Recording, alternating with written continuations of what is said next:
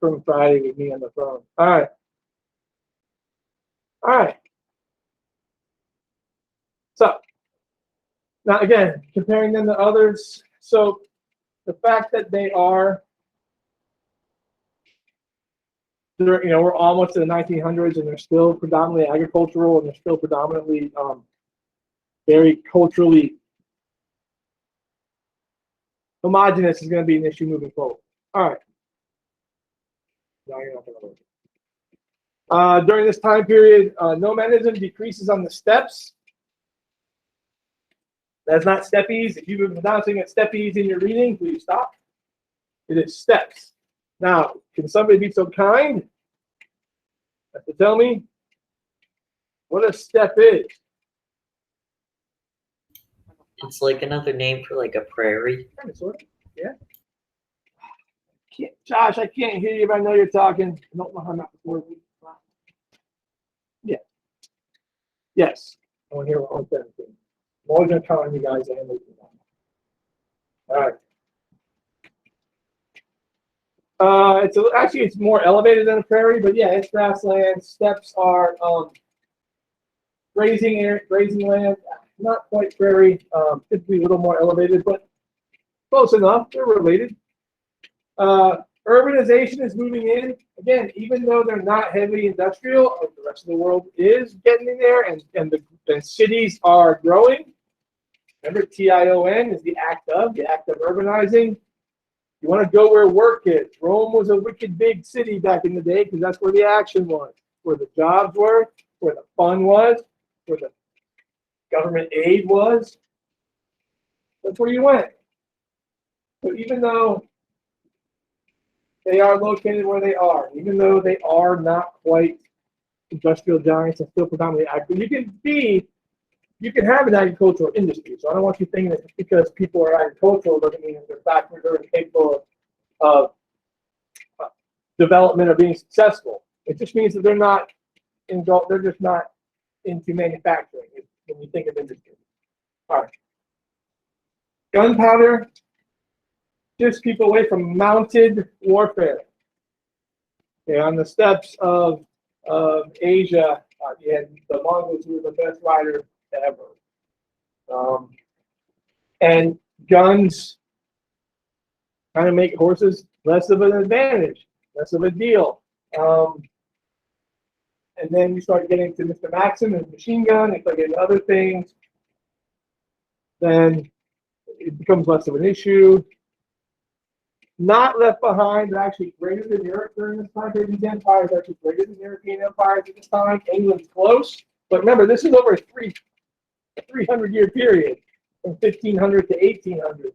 So in the 1500s, these empires are far greater than any European empire.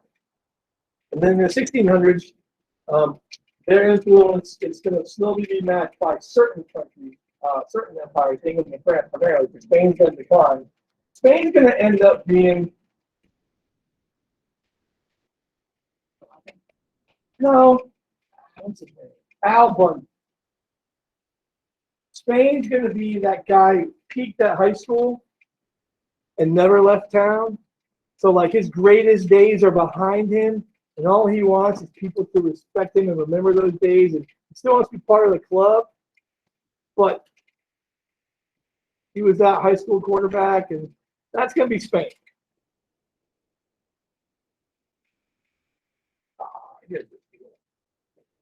Our first empire, the Ottomans, which kind of makes the most sense. We've been discussing them kind of sort of in Islam and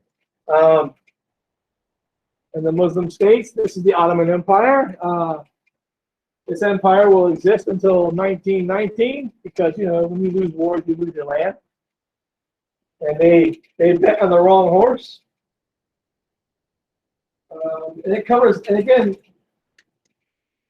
it's funny, growing up and being a guy and a war nerd and a history nerd, and I've always looked at the size of empires, but now as I've been teaching this class and teaching AP Human Geography and teaching and actually reading stuff, when you look at what goes into an empire, I know y'all really can't see the empire.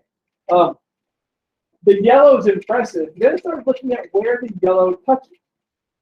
And all the different cultures involved in that yellow, all the different languages involved in that yellow, and think about how difficult it is to rule that kind of that ethnic diversity, and then bring it back here for just a second. And even within this country, the fact that we're one unit is pretty remarkable when you think about how different we are from state to state and region to region. So when you think about these empires,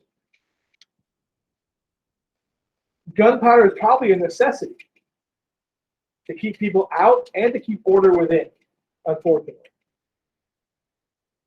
In 1299, Osman I took control of a small pastoral tribe of Turks just south of Byzantine. The goal is always Constantinople. Always, always, always. He continued to raid it. He continued to raid it. And even though he continued to lose, he continued to get people to join him. By 1453, Mehmed II conquered Constantinople, ending the Byzantine Empire after 1,000 years. The Fourth Crusade, the one that attacked Constantinople, because, you know, Italy wanted money. Well, what would be Italy wanted money?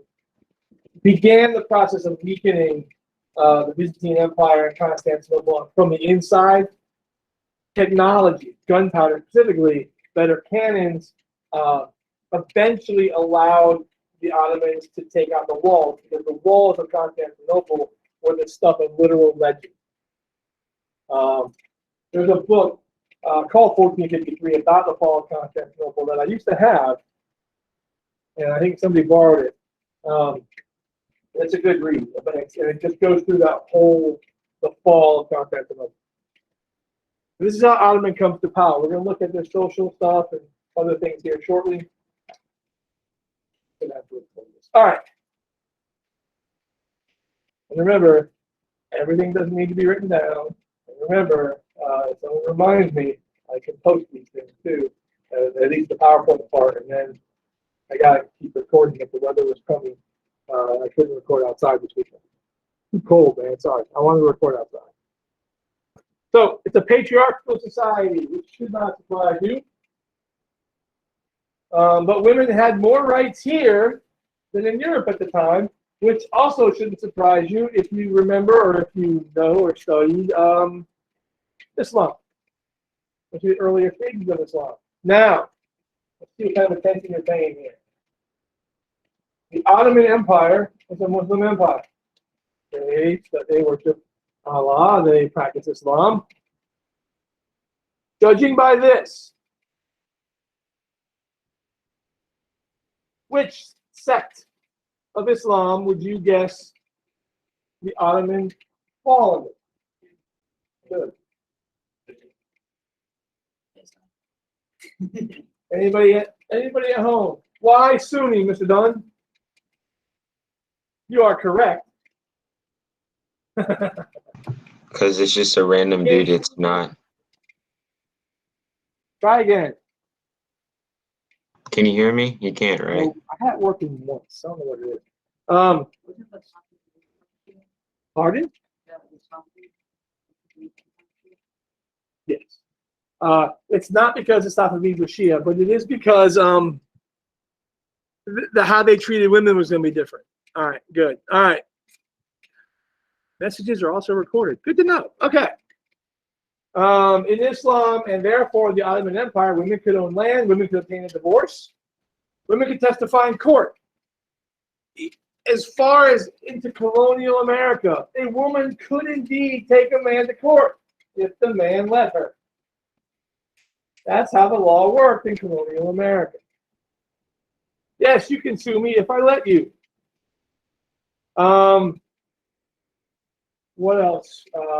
In Western Europe and therefore the colonies, a woman could be denied witnesses.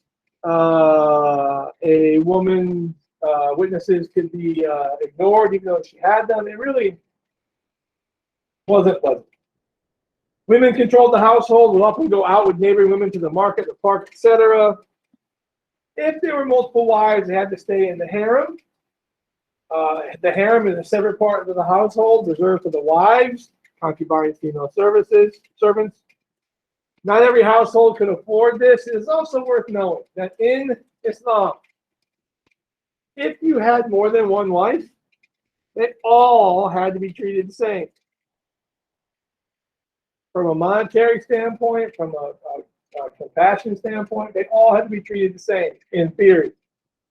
So it's expensive to have a large harem because you couldn't favor one over the other.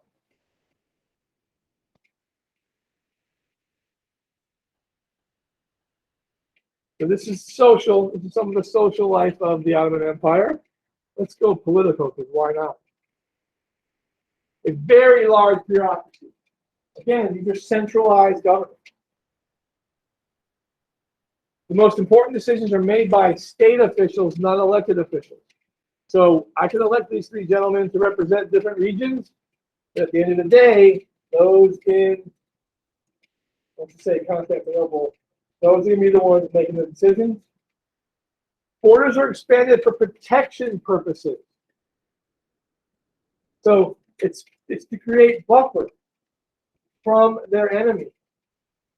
You make it a longer distance to travel to their capital, to their larger industries, or to their leaders. It is why Russia and Germany both desired Poland. Not because they have a deep affinity for Polish people, but because it means you have to travel that much further to get to me. That's why Russia wanted all the land to its west. The use of guns and gunpowder, obviously, or they wouldn't be a gunpowder empire. The Janissary are a warring lot. They are soldiers that are, basically, they would take children from places they conquered and put them into this, and they are soldiers for life. They are professional soldiers. They ruled through local and conquered lands. They had a tribute system. Again, we'll leave you alone. Just give us our taxes, give us our money, show us respect.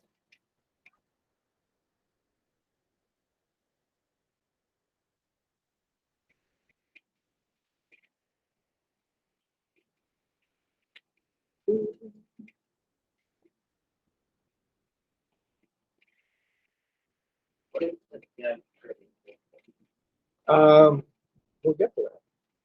And I'll look it up to have more information on it tonight. That was the system of taking those children, I believe. Taking the boys at a young age. I mean, these kids are soldiers for life. It's time. No, it's not even now. I guess it's part of. But I'll have you a better answer tonight. All right. I've already made a decision.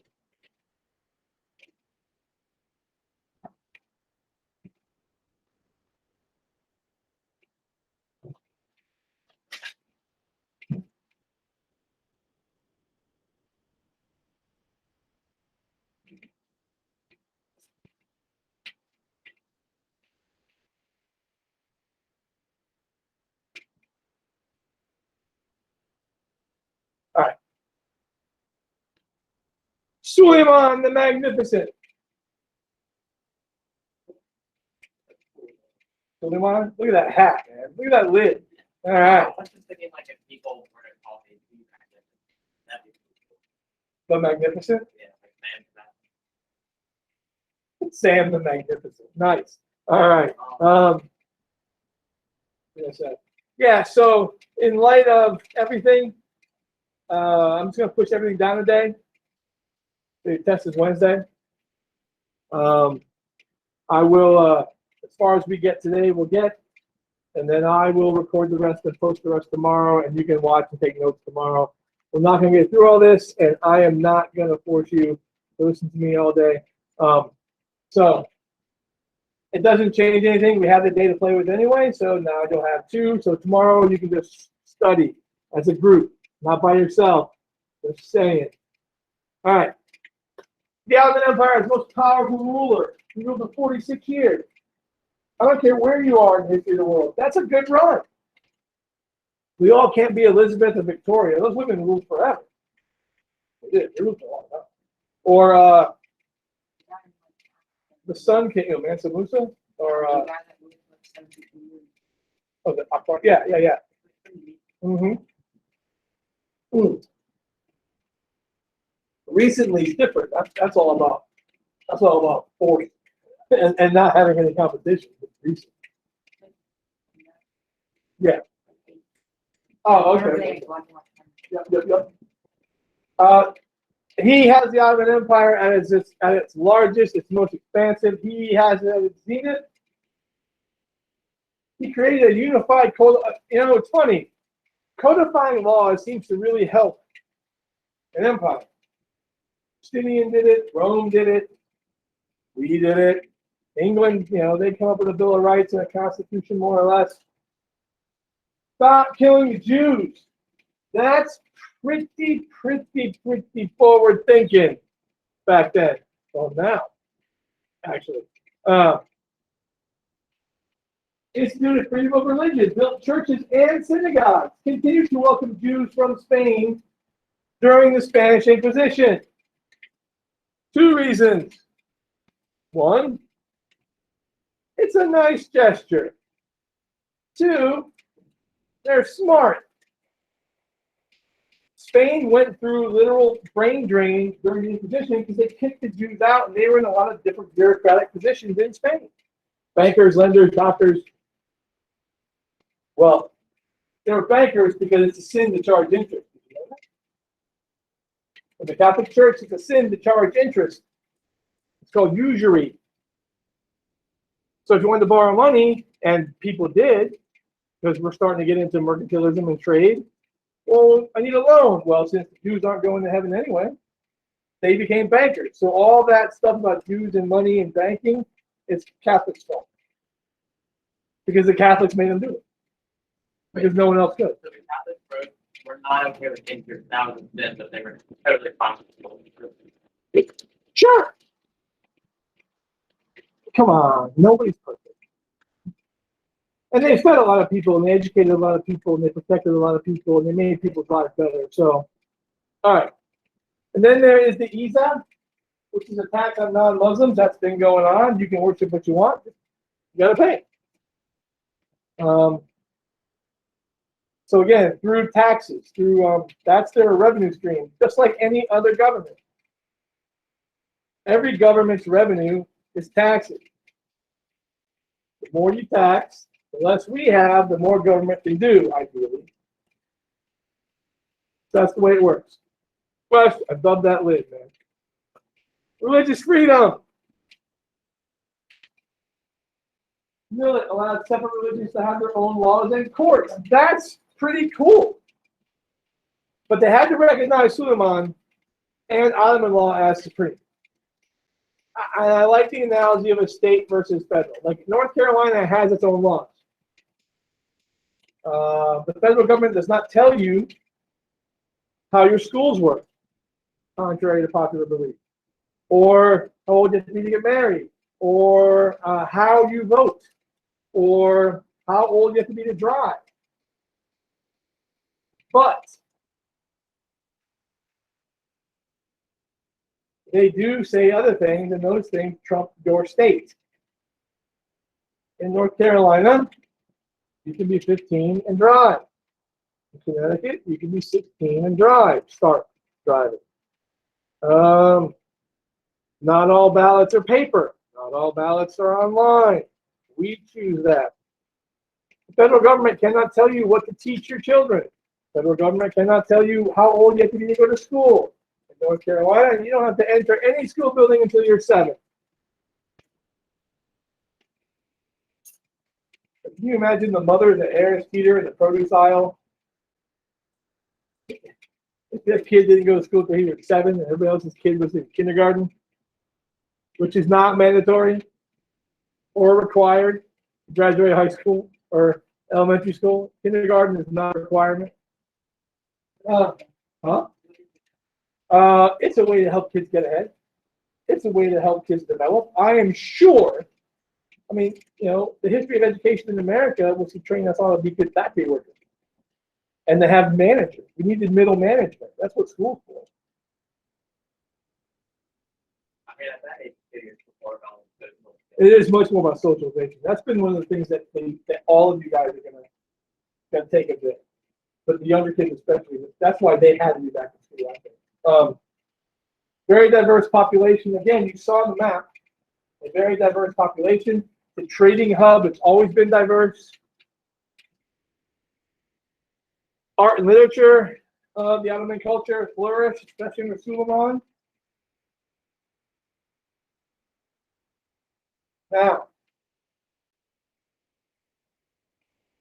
how is it not? This is, remember, Suleiman ruled when he ruled. How can you tell that this is not Renaissance art?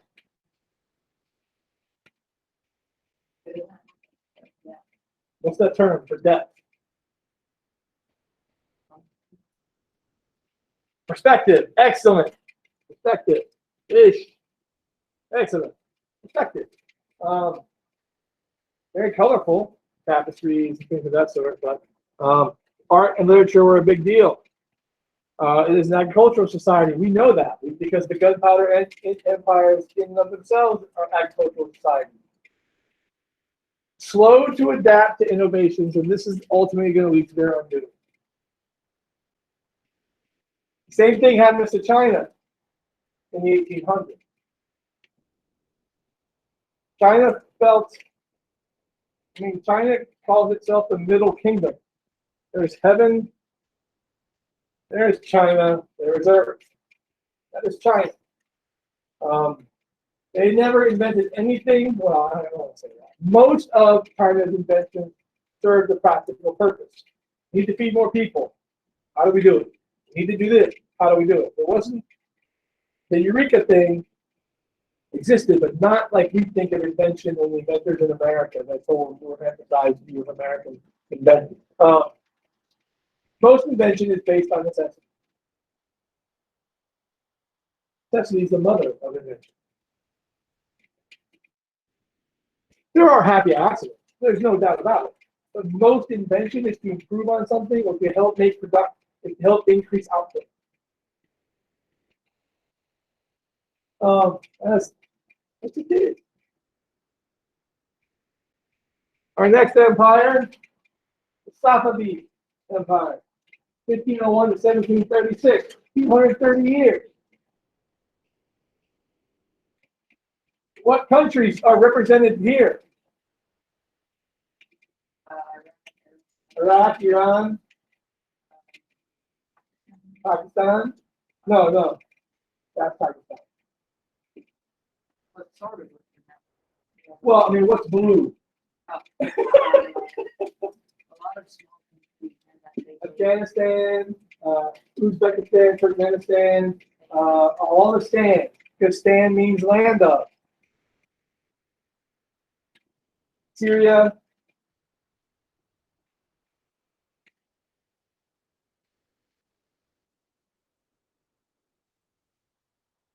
And then into Turkey. Asia Minor. All right. Our next empire.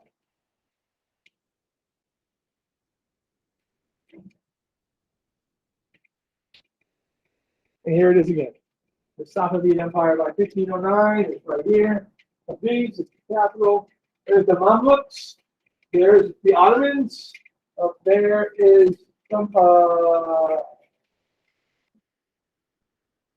It's the Uzbeks up there, and then Delhi, and then there's Kabul. All right.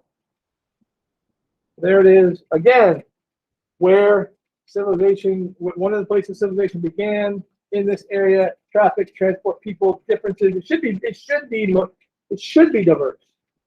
If for no other reason than because all the people who've gone through it. The main difference. It's a big difference. This. Sunni and Shia. It's Sunni Muslims and it should be Shia Muslims, or it should be Sunnis and Shiites. If you want to use Shiite, you would drop Muslim. The main conflict, the land of the Eastern Mediterranean, Turkey, and that area, the Bosporus. The Bosporus Straits, the Caucasus. In 1534, the Ottomans took Baghdad. Second war gave Ottomans more of Safavid land, including the capital city. 1602, the Ottomans looked this way, were distracted by the Habsburgs in Europe, the Austro-Hungarians, Habsburgs. And then the Safavids were able to take most of their land back.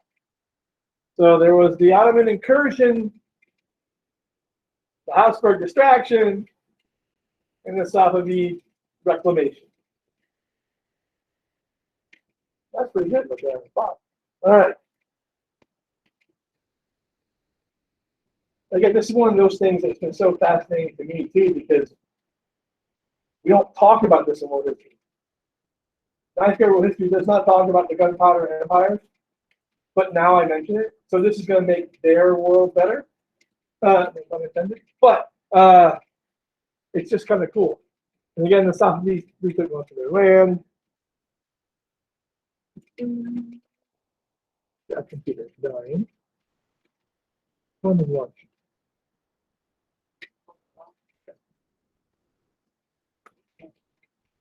Yeah. All right.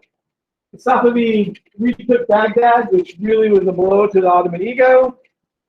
They used this to take almost all of modern-day Iraq, which is important. In 1629, because as you can see, during this time period, the Ottomans are still busy with these European people. In 1629, they make peace with the Habsburgs. Again, if Hitler pays any attention, or Kaiser Wilhelm, not Wilhelm, Hindenburg, pays any attention to any of his predecessors, wars in two directions, not wise. Two-front wars are ungood. All right? But no one pays attention. You know why? Because Europeans saw themselves as not them. Just like Hitler saw himself as not them. We're always not them. We can't.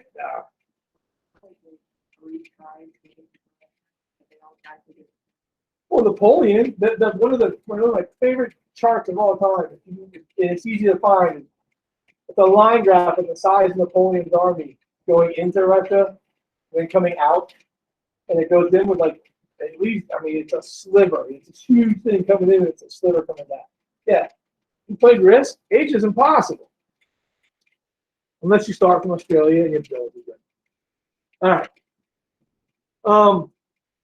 But once that peace is made, much like when Russia leaves World War I, Germany devotes all its attention to the Western Front. Once they make peace with the Habsburgs, the Ottomans can devote all their attention back to the Safavids.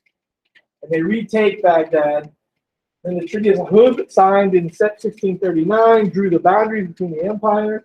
Remember, boundaries are political. Africa does not naturally occur that way. The borders in Africa were all man-made. And this makes the Ottoman Empire the power of the region.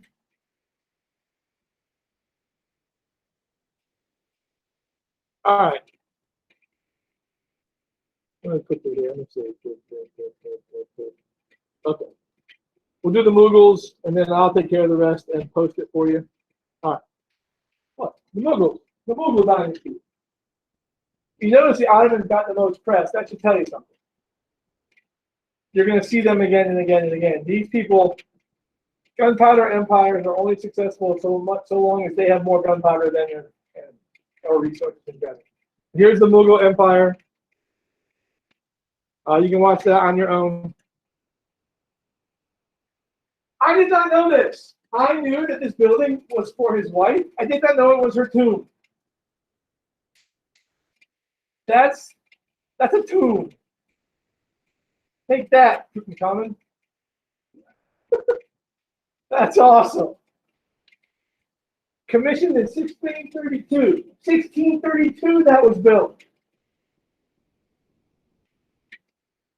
That's amazing. And that's not being hyperbolic. It is completely symmetrical, except for the tubes. Okay.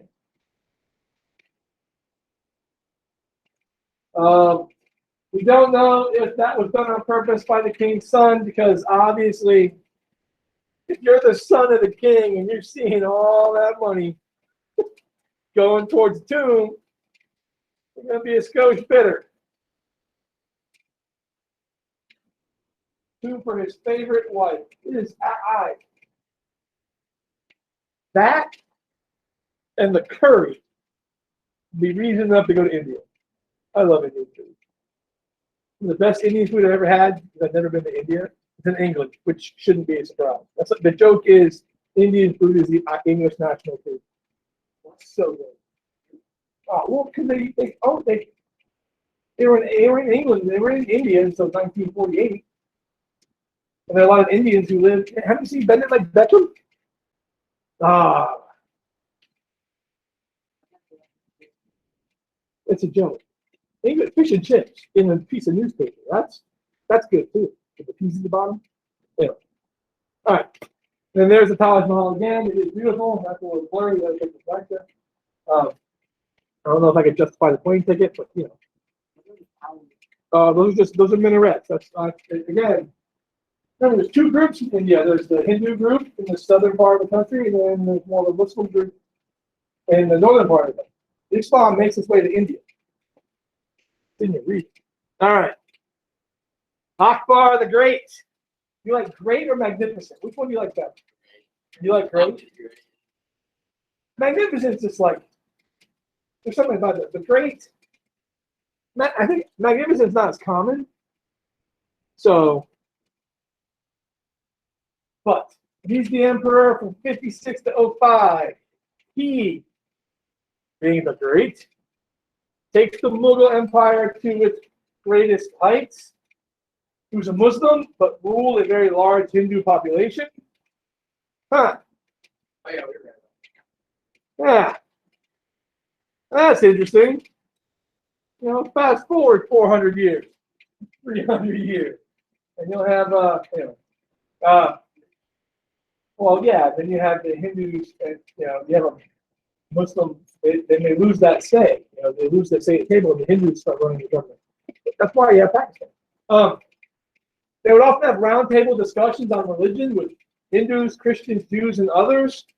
He encouraged scholars, painters, poets, and musicians to practice in the arts. What I find historically fascinating is how come this doesn't stick? How come that type of leadership, of governance, of approach to the world is so infrequent that it's a big deal?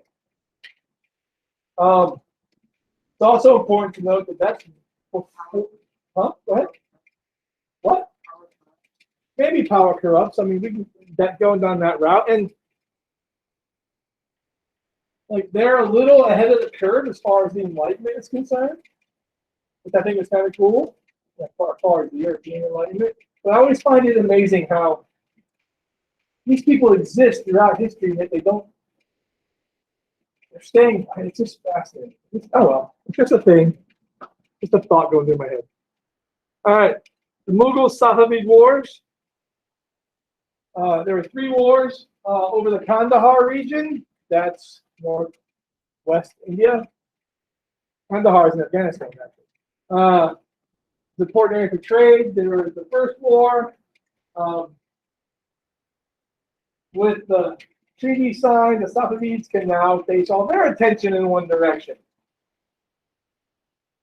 The wars for control of Kandahar, like I said, modern-day Afghanistan. It was a Safavid victory. And there's a war in 1638. And the Mughals retake Kandahar. And there's a war in 1649. And the Safavids retake Kandahar. And it's a contentious area today, just like other places over there.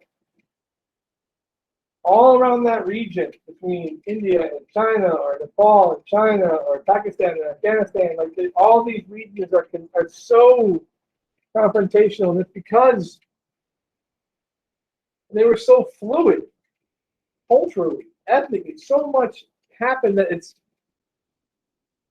you say it's yours and not yours, would not be wrong, historically speaking. So there's understanding culture, understanding the nature of this part of the world how, and this is the wrong word, but how sort of localized and tribal it was, it makes sense as to why they struggle to remain governed and unified and state, whether it be Iran, Iraq. It's just not their makeup. Even with these empires, it wasn't their makeup. So that's good stuff. And we'll stop there because the Russians are next. And there they are. And I will talk about the Russians and the, and the Chinese tonight. And I'll post it tomorrow. I'll make a little video. And then we'll go from there. But all that's left are Russia. Russia gets a lot of love in this unit. And then we go to China for a little bit.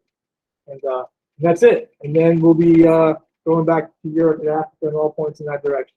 So that's enough for today. I'll end the show. And we'll also end my recording. And soon enough will be lunch. And I thank you all for your attention.